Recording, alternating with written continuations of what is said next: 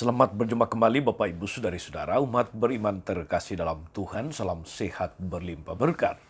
Selamat memasuki awal pekan dengan gembira dan semangat.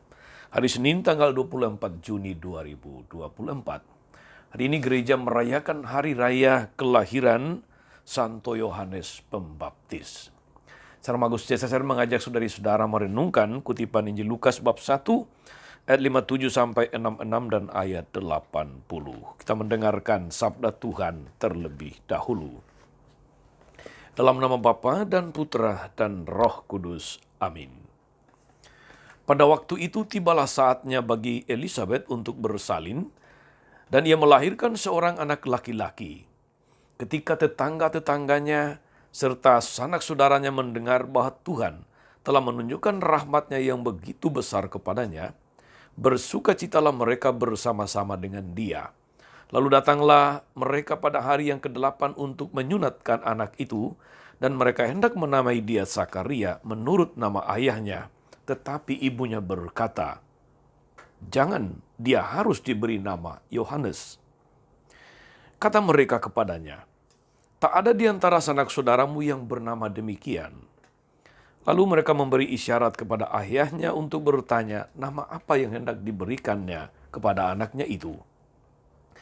Dia meminta batu tulis lalu menuliskan kata-kata ini. Namanya adalah Yohanes.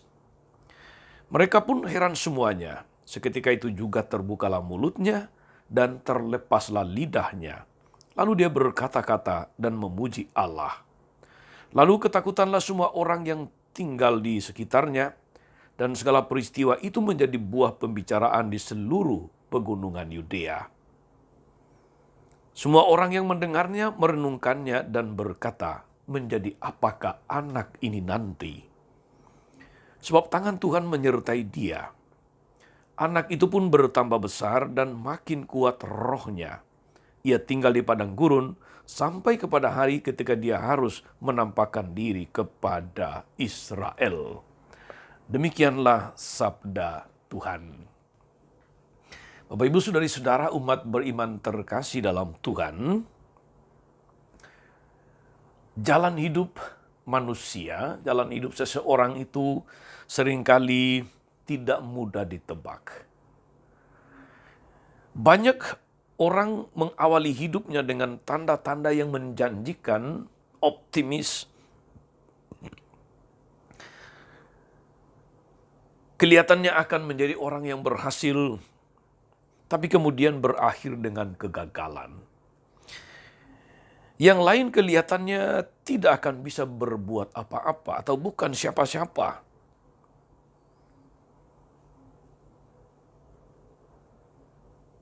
Atau bangun dari kehancuran, ternyata kemudian mencapai titik balik, sebuah kesuksesan besar. Ada banyak faktor turut menentukan di sana, saudari-saudara, baik secara langsung maupun tidak langsung. Perjuangan pribadi tanpa kenal putus asa biasanya menjadi faktor kunci.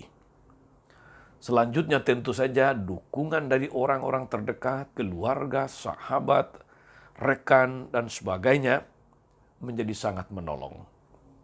Faktor kesempatan tentu saja juga menjadi unsur lain. Singkatnya saudara-saudara, ada banyak hal yang berperan menentukan hidup seseorang. Apakah itu kemajuannya, kesuksesannya, atau sebaliknya kegagalan atau kehancuran. Itulah yang menyebabkan orang biasa kemudian mengatakan bahwa hidup seseorang itu penuh misteri.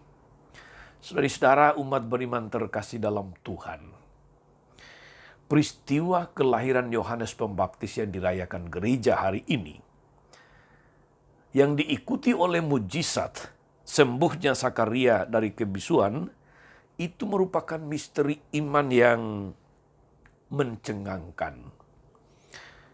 Menjadi apa anak ini nanti? Banyak orang bertanya-tanya menyaksikan peristiwa ajaib itu. Peristiwa itu menggambarkan besarnya peranan ilahi. Pertama-tama, Elizabeth melahirkan di usia tua. Hal yang tidak biasa, nampak mustahil untuk manusia bisa melahirkan pada masa usia tua. Yang kedua, Sakaria menjadi bisu sejak awal kehamilan istrinya karena dia sepertinya tidak percaya bahwa istrinya akan mengandung. Atas reaksi atau responnya itulah dia kemudian menjadi bisu. Dan yang ketiga, ketika anak itu lahir, ketika Yohanes Pembaptis lahir,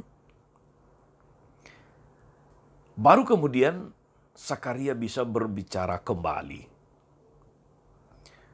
Dan hari ini saudara-saudari, kita mendengarkan salah satu yang juga istimewa di sekitar kelahiran Yohanes adalah ketika dia sudah lahir dan harus diberi nama menurut tradisi orang Yahudi, mestinya dia bernama Sakaria menurut nama ayahnya. Tetapi Elizabeth menyebut bahwa namanya adalah Yohanes dan diaminkan oleh Sakaria suaminya.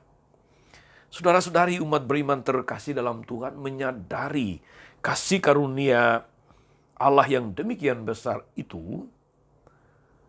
Anak ini, Yohanes Pembaptis, jelas akan dididik dalam nilai-nilai iman yang kuat oleh Sakaria dan Elizabeth, ayah dan ibunya. Mempersiapkan dia menjadi manusia, menjadi tokoh yang akan mempersiapkan kedatangan Sang Mesias, Putra Allah yang menjadi manusia. Saudari-saudara, kelahiran istimewa Yohanes Pembaptis tidak memperoleh legitimasinya apabila Yesus tidak kemudian lahir. Dengan kata lain, peran istimewa Yohanes Pembaptis itu adalah persiapan yang dirancang Allah